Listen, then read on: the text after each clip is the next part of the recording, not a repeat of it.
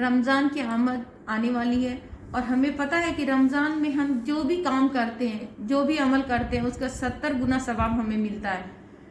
السلام علیکم ورحمۃ اللہ وبرکاتہ۔ میں ہوں زیبا نسیم۔ آج میں آپ کے سامنے جو ریئیکشن ویڈیو لے کے آئی ہوں وہ رمضان کی آمد پہ ہے، تو آئیے اس ویڈیو کو شروع کرتے ہیں، پورا ضرور دیکھیے گا۔ میرے اعمال کی اصلاح کرم سے کر دے۔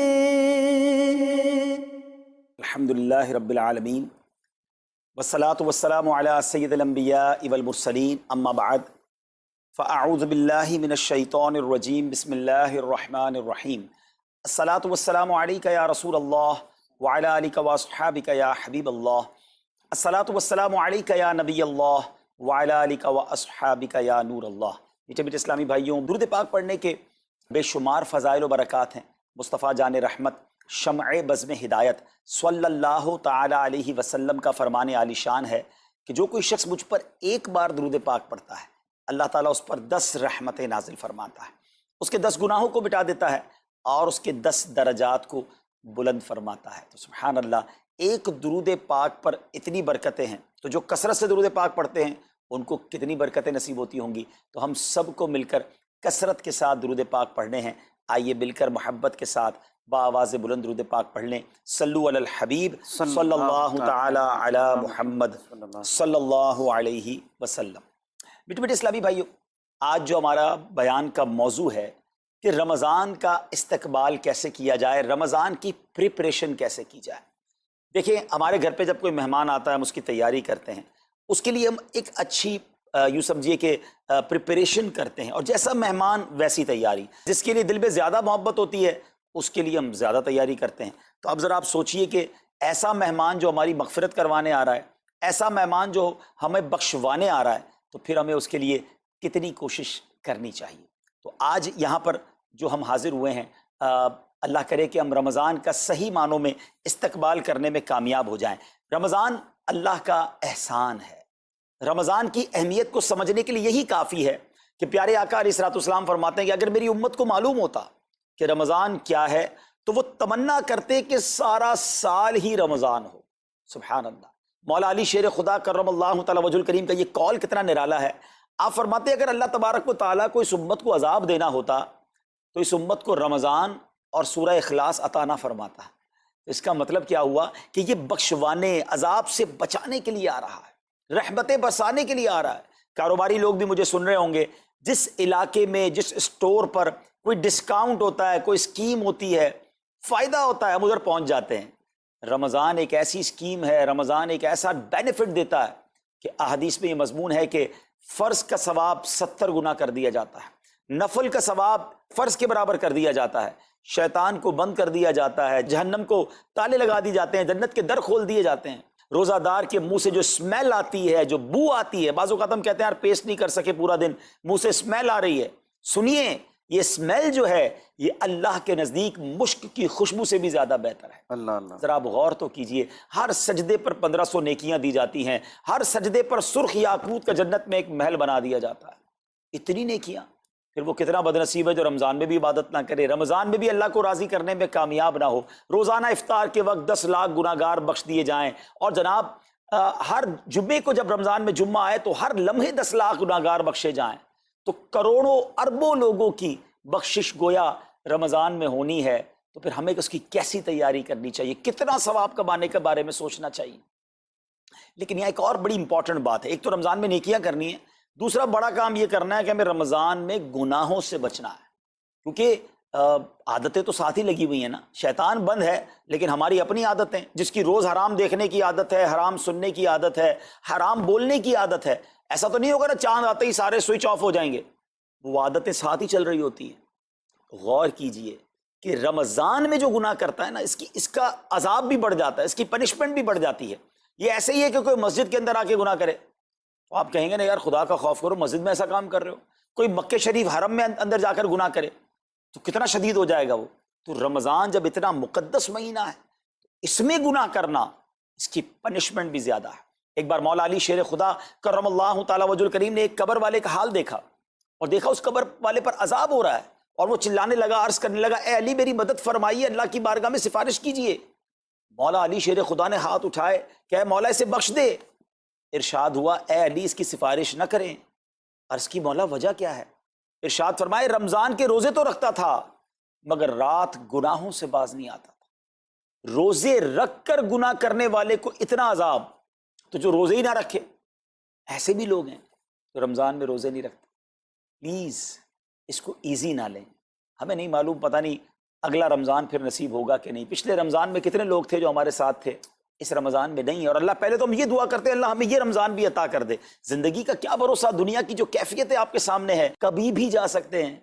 تو پھر اس رمضان کو تو سمجھ لیں بس ایک موقع بنا دیں، لائف چینجنگ ایکسپیرینس بنا دیں کہ بس اس میں عبادت کرنی ہے، اس میں خوب سجدے کرنے ہیں، اس میں روزے رکھنے ہیں، اس میں تراویح پڑھنی ہے، اس میں گناہ نہیں کرنے ہیں۔ اور آئیے میں آپ کو بتاتا ہوں کہ نبی پاک صلی اللہ تعالیٰ علیہ وسلم رمضان کیسے گزارتے تھے۔ ایک مسلمان کے لیے اس سے بہترین رول ماڈل کیا ہوگا کہ رمضان میرے آقا کیسے گزارتے۔ تو مختلف احادیث کا جو سمری ہے وہ یہ ہے کہ نبی پاک علیہ الصلوۃ والسلام عبادت میں کمر بستہ ہو جاتے، بستر پر کم تشریف لاتے۔ بی بی عائشہ فرماتی ہیں کہ نبی پاک کے چہرے کا رنگ بدل جاتا تھا، متغیر ہو جاتا۔ کیوں؟ کہ نبی پاک پر خوف خدا طاری ہوتا، آپ گر گڑاتے، آپ رات بھر التجائیں کرتے۔ میرے آقا رو رو کر دعاؤں میں رمضان گزارے، چہرے کا رنگ بدل جائے۔ اور یہاں کچھ لوگ تو وہ ہیں کہ جن کا وزن ہی بڑھ جاتا ہے رمضان میں، اتنا کھانا کھانا ہے، سحری میں زیادہ کھانا ہے کہ سارا دن بھوکا رہنا ہے، افطار میں اس لیے زیادہ کھانا ہے کہ پورا دن بھوکا رہے تھے، پھر رات کو 2-3 بار مزید کھانا ہے کیونکہ کل روزہ رکھنا ہے۔ تو رمضان فوڈ فیسٹیول نہیں ہے، رمضان عبادت کے لیے آیا ہے۔ لوگ تیاری کر رہے ہوں گے بھی رمضان کی، وہ کیا کر رہے ہوں گے کہ افطار میں کیا پکانا ہے، سحری میں کیا پکانا ہے، کون سا آئٹم شارٹ ہے۔ نہیں میرے بیچ اسلامی بات، یہ جو بھوک کا احساس ہے نا روزے میں، اس کی حکمت علماء نے بیان کی ہے کہ بھوک غربت کا احساس دلاتی ہے، فقیری کا احساس دلاتی ہے، بندے کا غرور تکبر بیٹھ جاتا ہے، کتنے نقاہت میں آ جاتے ہیں ہم، ہمت ہی نہیں ہوتی کوئی کام کرنے کی۔ تو یہ احساس دلاتی ہے کہ تیری اوقات کیا ہے، غریب کیسے زندگی گزارتا ہے، فقیر کیسے زندگی گزارتا ہے۔ لیکن کچھ لوگ وہ ہیں جن کو بھوک ہی نہیں لگتی کیونکہ وہ اتنا کھا لیتے ہیں یا پھر سوتے ہی رہتے ہیں۔ روزے کی حکمت یہ نہیں ہے۔ نبی پاک آنسو بہاتے تھے، آقا کا چہرے کا رنگ بدل جاتا۔ اور پھر بتایا کہ رمضان میں جب جبریل امین نبی پاک علیہ الصلوۃ والسلام کے پاس آتے تو آقا علیہ الصلوۃ والسلام ان کے ساتھ قرآن پاک کا دور فرماتے۔ اور پھر ایک اور نبی پاک کا خوبصورت انداز کہ پیارے آقا ویسے تو سب سے بڑھ کر سخی ہیں، مگر جب رمضان آتا تو نبی پاک کا دریائے سخاوت ایسے بہتا تھا جیسے تیز آندھی، بلکہ اس سے بھی زیادہ۔ اللہ اللہ، یہ 3-4 چیزیں آپ نے میں نے پکڑ لینی ہیں۔ آقا علیہ الصلوۃ والسلام کے پیچھے پیچھے جانا ہے نا جنت میں، ہم نے بھی یہ کام کرنا ہے۔ یہ راتیں مانگنے کی راتیں ہیں، التجا کرنے کی راتیں ہیں، سجدے کرنے کی راتیں ہیں۔ ہمیں تہجد بھی پڑھنی ہے، ہمیں انشاءاللہ نوافل بھی پڑھنے ہیں، اور کم از کم قرآن ایک بار تو پورا انڈرسٹینڈ تو کریں نا۔ تلاوت، ترجمہ، تفسیر کب کریں گے؟ بڑی بڑی ڈگریاں ہیں، بڑے بڑے پاسپورٹ اور جناب بہت سارا سرمایہ ہے، مگر ایک بار بھی قرآن پورا ترجمے اور تفسیر سے نہیں پڑھا ہوگا۔ بہت سارے لوگ ایسے ہیں، ذرا سوچئے نا۔ اچھا یہ مہینہ نزول قرآن کا مہینہ ہے، رمضان اور قرآن کو جو خاص نسبت حاصل ہے نا، تو اس مہینے میں قرآن کو پکڑ لیں۔ ہائے ہائے، اللہ کرے رمضان قرآن کے ساتھ گزرے، ہماری صبح قرآن کے ساتھ ہو، ہماری شام قرآن کے ساتھ ہو، ہم قرآن سمجھنے والے بن جائیں۔ اچھا میں ایک اور بات بتاؤں آپ کو، مہینہ کتنا پیارا ہے۔ صرف اس مہینے میں قرآن نازل نہیں ہوا، باقی بھی جو 3 آسمانی کتابیں ہیں نا، زبور، انجیل، توریت، یہ بھی رمضان میں ہی نازل ہوئی ہیں۔ اللہ کریم نے ان تمام مبارک کتابوں کو نازل کرنے کے لیے رمضان کا مہینہ منتخب فرمایا۔ اتنا مبارک مہینہ ہے، تو ہمیں خوب اس میں تلاوت قرآن کرنی۔ اور اب دعوت اسلامی نے کتنا آسان کر دیا، تفسیر قرآن عطا فرما دی صراط الجنان آسان اردو میں، اور پھر جناب اس کو اپلیکیشن پر بھی دے دیا، اس کے PDF بھی جاری کر دیے، ڈاؤن لوڈ کر لیں موبائل میں۔ اب تو آڈیو تفسیر قرآن بھی آپ کو دے دی۔ اگر پھر بھی سنیں نہ، پڑھیں نہ، قرآن سے دور رہیں تو یہ ٹھیک نہیں ہے۔ پلیز اس رمضان کو قرآن کے ساتھ گزاریے۔ اور پھر جو نبی پاک کا یہ جو سخاوت والا انداز ہے نا، صدقہ و خیرات کرنا، ہر سائل کو عطا فرماتے، تو یہ بھی ہمارا ایٹیٹیوڈ ہونا چاہیے کہ خوب دل کھول کر خرچ کریں۔ سب سے پہلے اپنی پوری زکوٰۃ ادا کریں۔ یہ اتنی بڑی اب بدقسمتی ہوتی جا رہی ہے، ایسا فیل ہوتا ہے دنیا بھر کے تاجران اور لوگوں سے جب ہم ملتے ہیں کہ جس طرح رمضان کے علاوہ بہت تھوڑی تعداد میں مسلمان نماز پڑھتے ہیں نا 5 ٹائم، ایسا لگتا ہے اب زکوٰۃ بھی بہت کم لوگ ہی دیتے ہیں، پوری زکوٰۃ نہیں دیتے۔ اندازے سے نکال دی، کیلکولیشن کرتے نہیں ہیں. اور یہ بھی فیلنگز آتی ہیں کہ زکوٰۃ جتنی بڑھتی جاتی ہے نا، ہزاروں میں جس کی زکوٰۃ ہے وہ دے دیتا ہے، لاکھوں والا بھی شاید دے دیتا ہے، لیکن جب زکوٰۃ ہی کروڑوں میں پہنچ جاتی ہے نا تو پھر یہ دل پر بھار پڑنا لگ جاتا ہے، ڈیفیکلٹ لگنا شروع ہو جاتی ہے. بندہ یہ کیوں نہیں سوچتا کہ اگر اللہ پاک نے مجھ پر لاکھوں میں زکوٰۃ ہے تو اللہ نے کروڑوں دیے تو لاکھوں میں زکوٰۃ ہے نا. اگر کروڑوں میں زکوٰۃ ہے تو اربوں ہیں تو کروڑوں میں زکوٰۃ ہے نا. زکوٰۃ کتنی ہے؟ ضروریات زندگی کی تمام چیزوں سے فارغ ہونے کے بعد جو مال تجارت، سونا چاندی، کیش یا پرائز بانڈ، یہ جو اس کی تفصیلات ہیں اس پر 2.5% ہے. میں ایک اور لاجک سے آپ کو بات سمجھاؤں. اگر اس لاجک سے سمجھیں تو زکوٰۃ تو 1-1.5% بنتی ہے. وہ کیسے؟ ہم سب کے گھر نکل گئے، اس پہ زکوٰۃ نہیں ہے. ہماری گاڑیاں نکل گئیں، اس پہ زکوٰۃ نہیں ہے. جن کی فیکٹریاں ہیں وہ فیکٹریاں بھی مائنس کر دی گئیں. جن کی دکانیں ہیں وہ دکانیں بھی مائنس ہو گئیں. اچھا جناب، اس کے علاوہ اگر کرائے پہ کچھ پراپرٹی دی ہوئی ہے اس پر زکوٰۃ نہیں ہے. اگر ان سب پر زکوٰۃ ہوتی، یعنی جو کچھ میرے پاس ہے ان سب پر ہوتی تو کتنی زیادہ ہو جاتی. اور اتنی ساری چیزیں نکل گئیں تو پھر تو اگر ٹوٹل پر لگائیں تو 1-1.5% ہی بنتا ہے. تو اب جب سب کچھ نکالنے کے بعد تھوڑے سے مال پر 2.5% ہے اور بھی سال میں ایک بار ہے تو اس کو بھاری نہ سمجھیں. یہ بربادی ہے جو زکوٰۃ نہیں دیتے. یاد رکھیے گا حدیث پاک کا مضمون ہے کہ یہ مال کا میل ہے، جس مال سے مل جائے اس مال کو بھی برباد کر دیتا ہے. بربادیاں آتی ہیں، بے سکونیاں آتی ہیں، بیماریاں آتی ہیں. اور آگے جو دے دیتا ہے سبحان اللہ، اس کے بارے میں حدیث پاک میں آتا ہے کہ اپنی زکوٰۃ دے کر اپنے مالوں کو مضبوط قلعوں میں قید کر لو، اپنے مال کو سیکیور کریں. لوگ کہتے ہیں انشورنس ہونی چاہیے، آگ نہ لگ جائے، چوری نہ ہو جائے، ڈوب نہ جائے. اللہ کے حبیب علیہ الصلوۃ والسلام فرماتے ہیں، جس کا مضمون ہے کہ جب بندہ اللہ کی راہ میں خرچ کرتا ہے نا تو وہ صدقہ بندے کے ہاتھ سے نکل کر اللہ کے دستے قدرت میں چلا جاتا ہے. اور اللہ کریم تمہارے صدقوں کو پالتا ہے جس طرح تم اپنے جانور کے بچوں کو پالتے ہو. بچہ ہوتا ہے نا جانور کا، بڑا ہو جاتا ہے. فرمایا بندہ کھجور کا صدقہ دے گا، اللہ پہاڑ جتنا عطا فرمائے گا، اس دن بھی ملے گا اور ملٹیپلائی ہو کر ملے گا. اچھا جو ادھر خرچ کیا ادھر کیا ملے گا؟ ادھر بھی نبی پاک علیہ الصلوۃ والسلام فرماتے ہیں، جس کا مضمون ہے میں قسم کھا کر کہتا ہوں، یعنی نبی پاک تو جو فرمائے حق ہے. اس حدیث میں تو آقا علیہ الصلوۃ والسلام قسم اٹھا رہے ہیں کہ میں قسم کھا کر کہتا ہوں کہ اللہ کی راہ میں خرچ کرنے سے مال کم نہیں ہوتا. نہ ادھر کم ہونا ہے اور ادھر بھی ملنا ہے، تو پھر تو سودا اب کتنا نفع والا ہے. اور یہ آپ چیک کر لیں پوری دنیا میں جہاں مجھے سنا جا رہا ہے کہ جو لوگ پوری زکوٰۃ دیتے ہیں نا ان کا مال ملٹیپلائی ہوتا ہے، اگلے سال زیادہ زکوٰۃ دے رہے ہوتے ہیں. زیادہ زکوٰۃ کیسے ہو گئی؟ کیونکہ مال بھی بڑھ گیا. تو ادھر بھی بینیفٹ ہے، ادھر بھی بینیفٹ ہے، نقصان کا سودا ہی نہیں ہے. پھر چاہتے ہو بلاؤں سے بچ جائیں تو روایتوں کا مضمون ہے کہ صدقہ بلا اور بندے کے بیچ میں آ جاتا ہے. بلا اترتی ہے، صدقہ روک لیتا ہے، لڑائی کرتا ہے اس سے، اور بندے پر بلائیں اور پرابلمز اور ڈیفیکلٹیز آنے سے اسے روکتا ہے.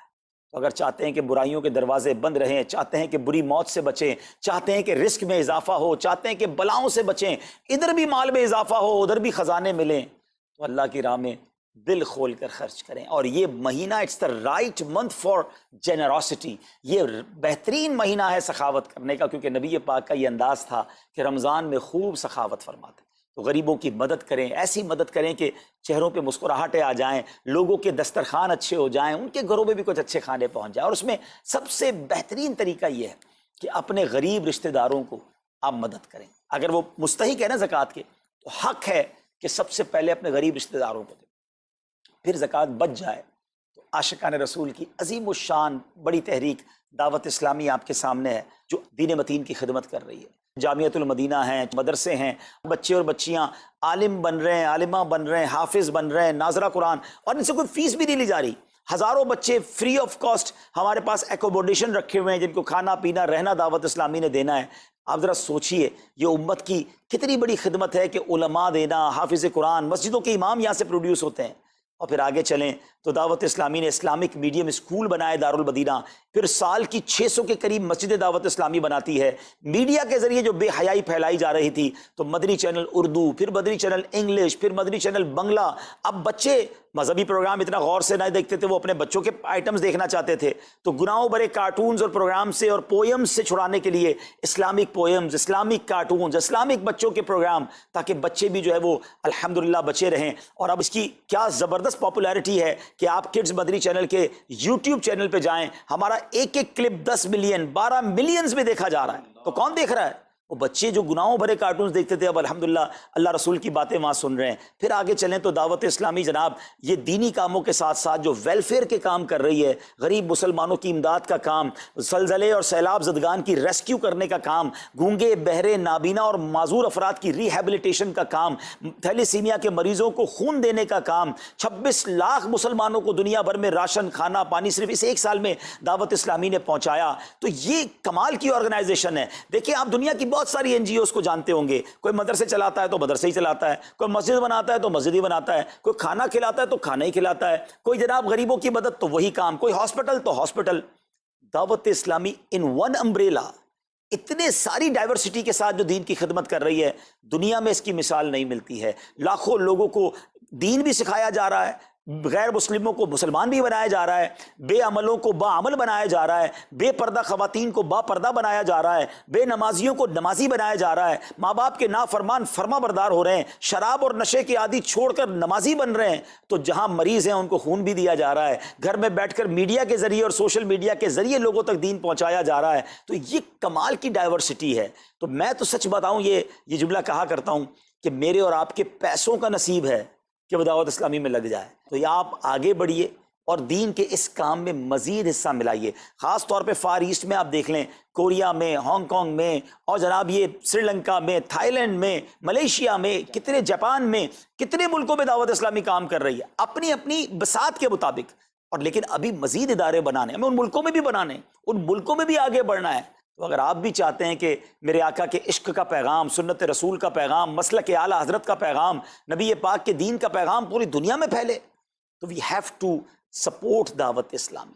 نہ صرف فائنینشلی، پریکٹیکلی بھی. ہمیں آپ بھی چاہیے، خود حصہ ملائیں نا. سیدنا عثمان غنی رضی اللہ تعالیٰ عنہ نے صرف مال نہیں دیا تھا، آپ پریکٹیکلی بھی نبی پاک کے ساتھ شریک ہوتے تھے نا.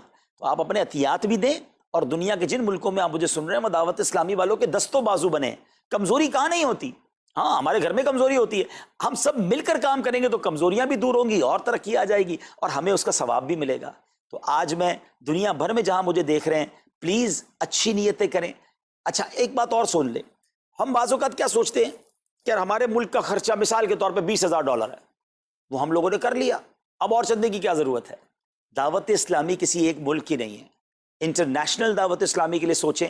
دنیا میں جہاں بھی دین کا کام ہو رہا ہے وہ میرا ہے. یہ میں اپنے ملک اور اپنی سٹی کے بارے میں سوچوں گا تو شاید میں بڑا کام نہ کر سکوں. آپ کو تو موقع مل رہا ہے انٹرنیشنلی مدنی کاموں میں اپنا حصہ ملائیں. تو دعوت اسلامی کو دل کھول کر سپورٹ کریں. ہم انشاءاللہ جتنے عطیات بڑھیں گے انشاءاللہ مزید مدنی کام بڑھانے کا ارادہ رکھتے ہیں. اللہ کریم اپنی بارگاہ میں ہم سب کا جمع ہونا قبول فرمائے اور دل کھول کر خرچ کرنا نصیب فرمائے، اور اس رمضان کو ہماری مغفرت کا ذریعہ بنا دے. اس رمضان کو نبی پاک علیہ الصلوۃ والسلام کے نقش قدم کے مطابق چل کر گزارنے کی توفیق عطا فرمائے.